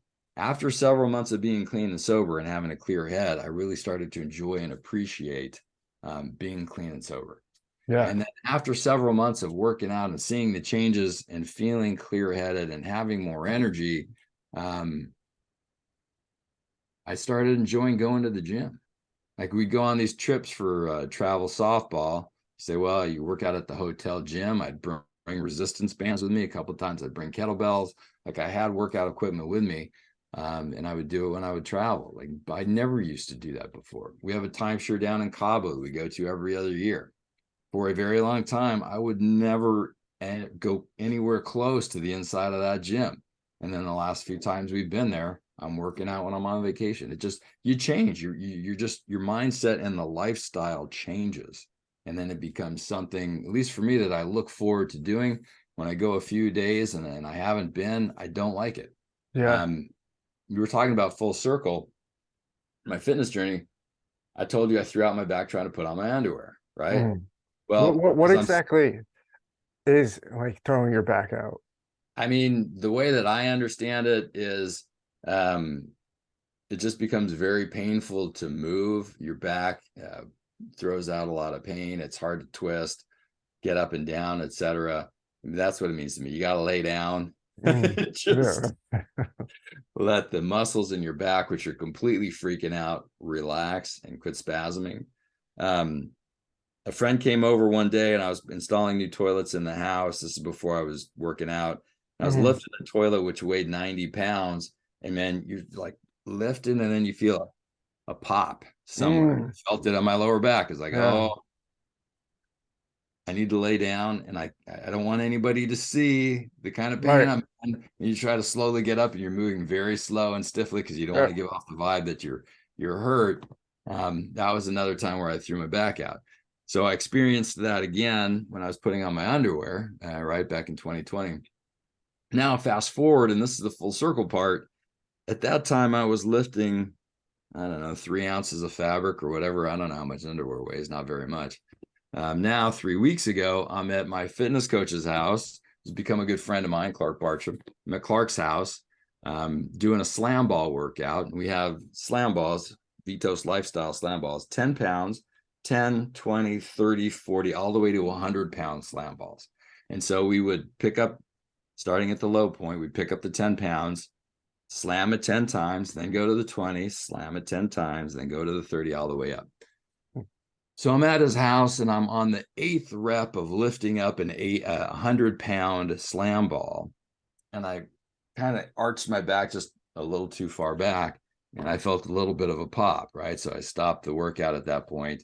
My back was sore and now it's been on and off, sore for the last few weeks. But I mentioned that because here I am sitting on talking to you on this podcast. My back is pretty sore. The difference is I heard it lifting a 100-pound slam ball up over my head as opposed to trying to put on my underwear. Right. So totally if you're going to pick different. one or the other, right, I'd much rather heard it the way that I just heard it. Exactly. So, and in the back of my mind, it's like, okay, I have to rest today. I probably shouldn't have gone to the gym yesterday, but my kid the day before was like, hey, are we going to go at 5 a.m.? I couldn't tell her no. So I did a back workout, which felt fine until I got home.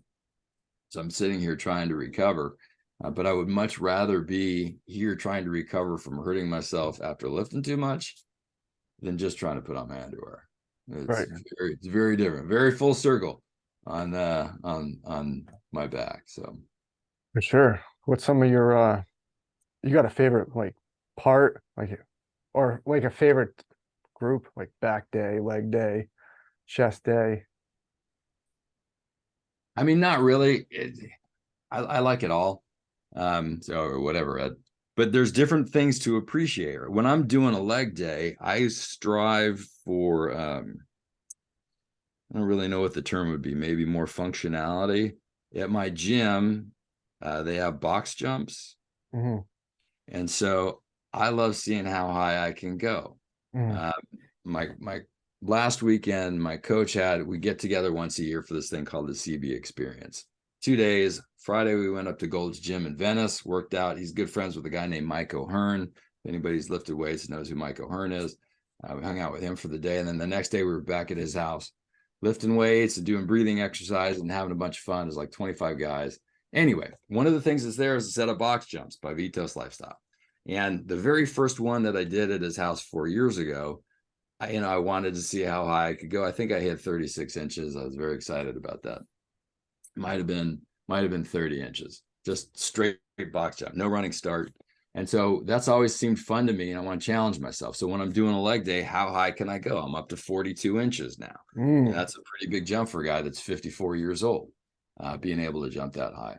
So on leg day, I like seeing how high I can jump as opposed to how much I can squat, right? Which I also do, but I try to be careful because of my back.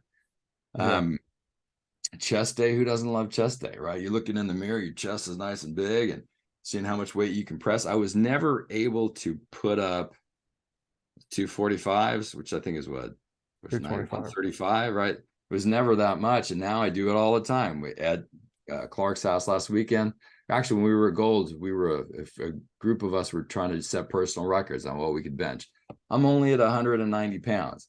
Now, if you know anything about weightlifting, that's not that much. It's my body weight. I can bench press my body weight. But if you knew what I could bench press before, which was not very much, it's a big deal, right? It's about making incremental changes. When you do arm day, your arms get nice and big. You're just like, look at what I'm doing. I would see guys, before I really got serious about my health and fitness, I would see guys in the gym. They would be like, they'd finish the lift and they're like checking themselves out in the mirror. Oh, look at me. And I always thought, really? What a dick. Yeah, for sure. Right. But once you do it and you get results, and you're like, how hard I work to have this muscle, and you're checking yourself out, and it makes total sense now. It's like before you're a parent, you hear a screaming baby in the restaurant, you're like, ugh. Why bring a kid at a restaurant? Now, when you have a parent, you're like, oh, I love my kid and I want him here, and it doesn't bother you anymore. Right. Being at the gym, seeing the guys looking in the mirror, you're like, now before I was like, what are you doing that for? And now, after putting years into making my body look good and feel good, I know why they do it, and I do it too. Mm, You pick up the shirt and like, what do those abs look like today? It's just funny to see the shift over the years. you do for sure. You said you do Spartan races. What exactly is that? Let's see. I've got a medal right over here. You can see these. Mm, So there's a company called Spartan. You might have heard of Tough Mudder races. They're owned by the same company. So mm, my fitness coach, Clark, is friends with the guy that started Spartan, a guy named, I want to say Joe DeSena, I think is his name. And we do a Zoom call every Saturday at 7 a.m. I'm going to have one again tomorrow morning with my fitness group with Clark. And he had Joe on his on a Zoom call one day talking about these races. So Spartan races, for you diehard Spartan fans out there that might be listening, I apologize if I get this wrong. But essentially, think of like a 5K or a 10K or longer races, but with obstacles. So the ones that I've done, and I've done 5 now, are 5K races, but they have 20 obstacles. So you start the race, there's a good chunk of running, then you got walls you got to jump over, you got barbed wire you got to crawl under, you got ring apparatuses and monkey bars and rope climbs, and one of the obstacles is called the Atlas carry, where you got to pick up 100-pound stone, 100-pound stone, right? That's usually half sunk into some sort of muddy well, yeah. carry a particular amount, carry it back, etc. They're just tests, you're testing your physical strength. And it's timed. So you try to complete it as quickly as you can. And that is a Spartan race. Now, they have different levels. So 5K is sort of like the easy intro. You can do a 10K. I think that one's called the Super. And then there's the Beast, which I think is a 12-ish K. And then the Ultra. If you have ever heard of the death races, Spartan does the Spartan death races.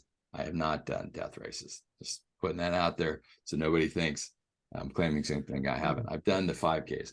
In May, I was going to do my first 10K. It's up at Big Bear. Hey, Brett, where do you live?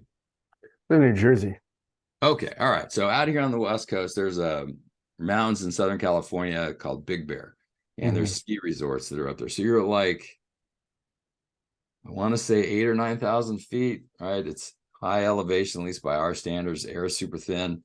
And that 10K, you're running up the ski resort and down the ski resort and up the ski resort. It's brutal, and there's no air.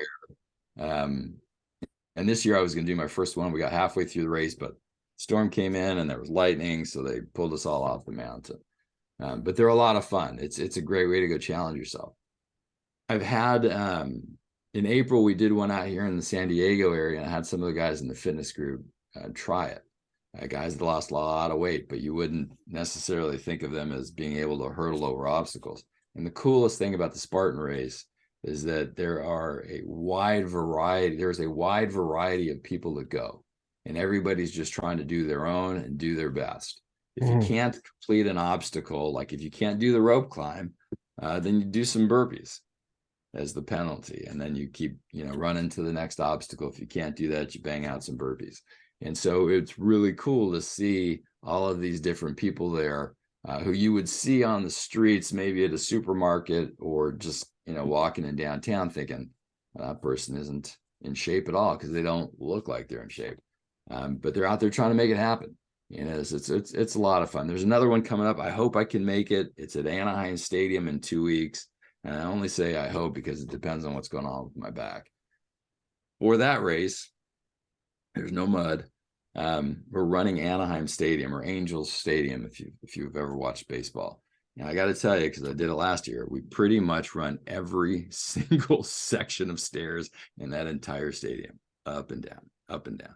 Do some obstacles, back out, run up and down the stairs, do some obstacles, and then finish down on the in the warning track area of the field. It's pretty awesome. You guys have like a pizza on standby after that to get the calories back in? It's funny you say that because you'd think, right? Like, when I did the stadium race last year, it was the first one I did, and I did it with one of my daughters. And you think, okay, health and fitness, we're here at a 5K. It's all about health, blah, blah, blah. There's some food trucks. There was a barbecue truck. There was a taco truck. And after running that race, we were so completely depleted of carbs and glycogen. We made a beeline right for the taco truck. Yep. Had these amazing tacos that probably in retrospect, the flavor was average, but we were so starved. Seemed like the best thing ever. Banging down chips and salsa and cheese and just a meal you would look at normally and think that's not a healthy meal. We were consuming that like no one's business. So yeah, that's exactly what we did. Yeah. We hunted a lot of carbs. For sure. Yeah, it's I always hear a lot of people that go through the toughest training, they always eat stuff like that. Not because it's, good or not good for you. It's like on paper, logically, it provides the most calories for your buck. So, and you gotta get it in. It just happens to taste really good. Yeah. Yeah. Well, remember when you're exercising, your body is going to burn glycogen from the liver. And then my understanding is it looks for it in the body. And so you want to replenish those glycogen stores, and carbs are the best way, or the fastest way, certainly, to get a replenishment of glycogen. So Without a doubt. So what's next for you? That's a great question. I love being an attorney and doing what I do. I've got a couple trials coming up towards the end of this year and the beginning of next year that I got to gear up for. Getting my kids through the next 2 years of high school, hopefully unscathed, and off to college. Those are the immediate goals. Helping my friend Clark with his fitness business in terms of just, talking about it and being an example of what you can achieve when you set your mind to it, and also being an example of maintaining a certain level of fitness over a prolonged period of time, just like maintaining sobriety for a prolonged period of time. Those are my immediate goals. Long term, I'd like to do more of what we're doing now, just talking to other people and telling them, hey, look, if you want to make a change in your life, you can do it. I'm living proof that you can do it at pretty much any age. You just got to put in the work and be willing to commit. You're going to screw things up. You're going to make mistakes along the way. But you got to remember your why and what you're trying to achieve. If things shift, you move with it and just stay on top of what you're trying to accomplish. And sooner or later, you're going to get there, because you know why? Every second counts, and the time's going to go by, whether you wanted to or not. And do you want to look back and say, man, if I'd have just done this then, I'd be here now? Because I went through that and I didn't want it to happen again. So that's without a doubt. There's actually two real questions that I wanted to ask you before we wrap this up. Sure. And it goes back to what we've talked about. One is just from your perspective, what's the best goal system you've found worked for you? Like you say, you had to set goals to get through law school and all that. What are some of those? Like, I have to achieve this grade point average by this certain date, or how does that play out for you? You mean in terms of the system? Yeah. How do you set goals? Okay. First, let me put a disclaimer out. This is what has worked for me. Right. Secondly, there's a lot of great books on goal setting and a lot of great YouTube videos that are out there for people to check out. But for me, it starts with actually writing the shit down. Write out, like, physically, with paper and a pen, writing down what you want to do. Like, this is actually, this piece of paper that I have here in front of me is a printout from Mel Robbins. If you know her, the High Five Habit and the 5-4-3-2-1 lady. I listened to her podcast a lot. I've read both of those books. They're outstanding. And I was, one of the things is clear your mind, like write down what you want to get done today, what's on the to-do list. Now, to-do list is a little bit different than goals, but the first thing is I write the goal down. Mhm. It's got to be, I use SMART: specific, measurable, attainable, realistic, and with a time deadline on it. I put that around at different places. If you were in my bathroom, on my mirror, you're going to see, 12% body fat by 12/31/2023. Particular income amount, so I'm going to keep secret, Mhm. by December 31, 2023. Spend quality time with my family. Actually, it says spend lots of quality time with my family. Powerfully and positively impact everyone I come into contact with today. Like, I have that with a dry erase marker that I wrote on my mirror. And then on the other corner, it says high five. Mel Robbins, give myself a high five for getting up, getting through the day. Oh, I So was just point is, speaking to somebody about that too. Yeah. yeah, it's a great book. It's a great system. So I write the goals down and then I put them where I can see them, and then just start working towards them. You can chunk them down into smaller tasks. Like, I I knew when I wanted to make honor roll or get the cum laude designation, I needed, my GPA was X and the goal was Y. And I knew what I needed for the next few semesters to hit that. Mhm. And so I made sure that I hit at least those minimum markers. And I always try to set my goal for a little bit higher than where I think it's going to actually end up. Right. So write it down and be repetitive about it and continue to look at it. Don't be afraid to adjust your goal as things change. And that's the system that's really worked for me. Mhm. I'm sure people out there have better systems and more advice, and maybe I'd be a little bit farther along in my life if I was a little bit more diligent about it. But I get up every morning and I meditate 90% of the time for 10 to 15 minutes. Then I will read some positive stuff like Mel Robbins' book. My kid, one of my kids just got me David Goggins' Can't Hurt Me, which is an amazing book. Mhm. I did listen to it on audiobook in 2019. She didn't know that, but anyway, read some positive stuff and then hit the gym. And so I've got all of those wins that I stack in the morning as I'm going towards the things that I want to do. Back here in the distance, you can't see it, but I have a thing that says stop watching and start doing. Another thing that says hug the cactus, and another saying that says every second counts. That's actually right over here. And so visual reminders, that's my point. Visual reminders of what you're trying to accomplish will also help you along that journey. So, and you Okay. want to have people that are supportive in your life of what you're trying to do. How long you been sober? I quit drinking, right, so like the beginning of 2019. All So right. like I've had relapses like a day, it'll be like a day, and then I'm coming up on like without it again for almost a year. That's outstanding, man. You just got to keep coming back, right? Yeah. One of the things that you'll hear as you're getting, as people start their sobriety journey, they'll tell you, you got to be careful about who you're hanging around with. Yep. If you're not in a supportive environment, that's why I mentioned my fraternity at the beginning. On the surface, you would think these are a bunch of guys that won't give two shits about Ed staying sober. But it was the opposite. They were very supportive. If they hadn't been, right, I would have had to cut them out of my life. You have to surround yourself with people that are going to support you. And as you continue to grow, you're hoping that you're pulling people along with you that are also continuing to grow, because the ones that don't, unfortunately, you got to leave them behind, right? Otherwise, they're going to pull you down.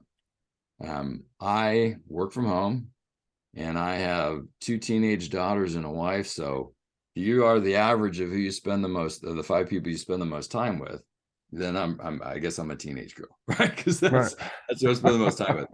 And I mention that because what I do to put the other five people in my life, if you will, is read the books, listen to the podcasts, and do the exercises. It's Tim Ferriss, for those of you that know who he is.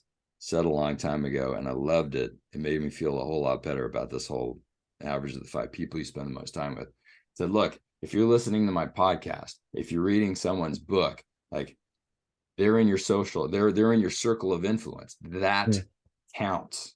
So if you don't have 5 people around you that are trying to raise all the boats, go find podcasts and read books by these people. Ed Milet, I love that guy. I hope I meet him someday. Brad Lee's podcast is awesome. My fitness coach, Clark, is amazing. Mel Robbins is amazing. Listening to all of those people help influence and become part of that 5-person average. So do that if you don't have those people in your life that are supportive. So what was the second question? You said you had two more questions. Well, first was with the goals also, do you set yearly or 5 years down the road, or is it just, how does that work out for you? I will at the very minimum set 1-year goals. I set 5-year and 10-year goals occasionally. I probably should be a little bit better about those. I do have another slogan on my wall that says, what are you doing right now that you're going to be thankful for 5 years from now? Right. And especially as we start to get older, we have to really be cognizant of that. When you're in your 20s and 30s, and even to a degree your early 40s, you have a lot of life left ahead of you. And I think a lot of people operate with that, I'll get to it kind of mindset. Once you hit 50, bro, you know that window is closing, right? Even if I stay as healthy as I am, I get to 90, that's only 40 more years. And I don't know if all 40 of those years I'm going to be as young and spry, as mentally competent and able to move around like I am now. So really that time frame is even shorter. So if you have big dreams for yourself or things you want to accomplish, I would love to speak on stages and talk to people about making career changes, about being sober, about being a great parent, setting examples. If I really want to do that and make that happen, I mean, I got to get on that ball. I can't say someday. It has to be in the goal system, which it now is. But for sure, at the very minimum, please, dear God, set 1-year goals for yourself and then chunk those things down. My kid that's a pitcher, she will write down how many strikeouts she wants to have in a game. She folds that, writes the word believe on it and puts it in her back pocket, and she goes out to throw.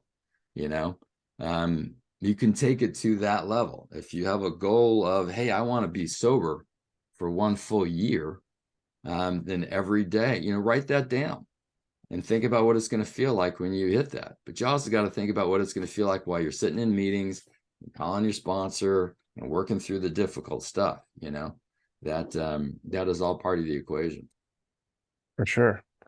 And my last question is, you seem like you got a lot going on. What are some things that keep you organized?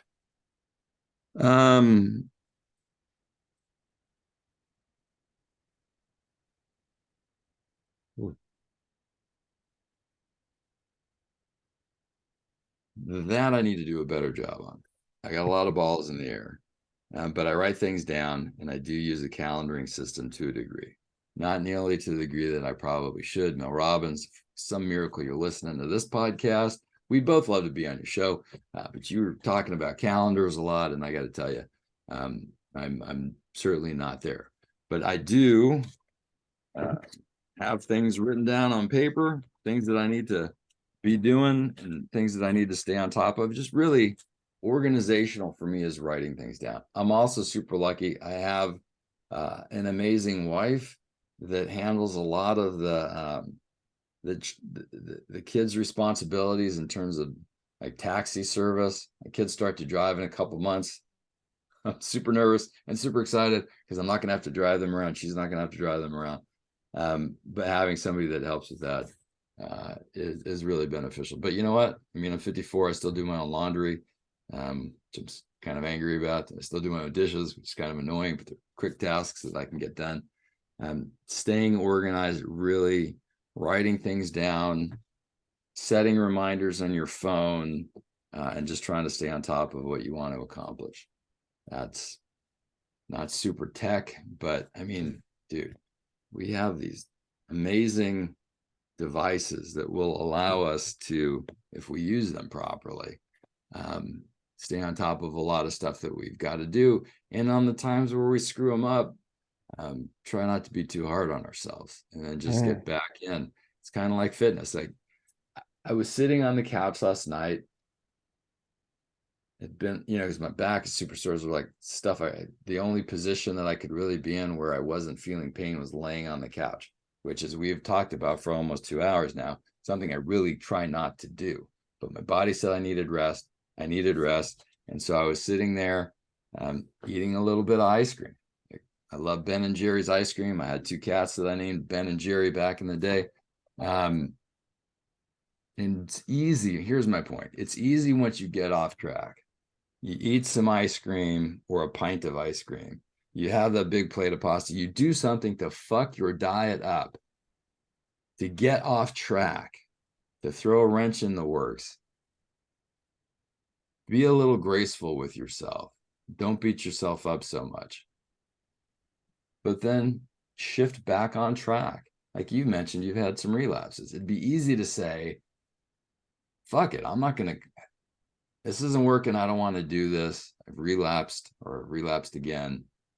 I'm not coming back.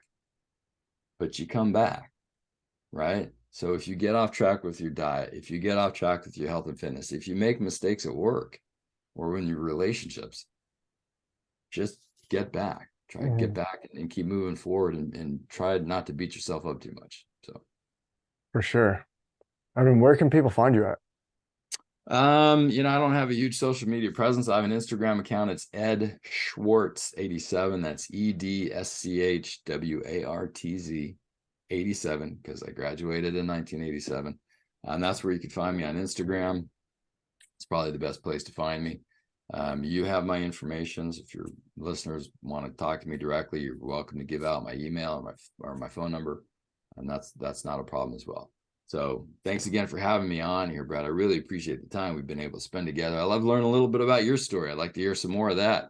Yeah, for sure. Report on some of your podcasts. It sounds like you got an interesting background. I think a lot of single parents out there would love to hear how you're getting by and how you're making things happen, especially from a single dad's perspective. I mean, that's a rarity, right? And so my heart goes out to you. God bless you for being able to do that and finding time to do stuff like putting these podcasts together. Got a lot of information, valuable information out of the podcast that you've done that I listened to getting ready for our time together today. So thank you for that. Well, thank you. Appreciate you coming on the show. My pleasure.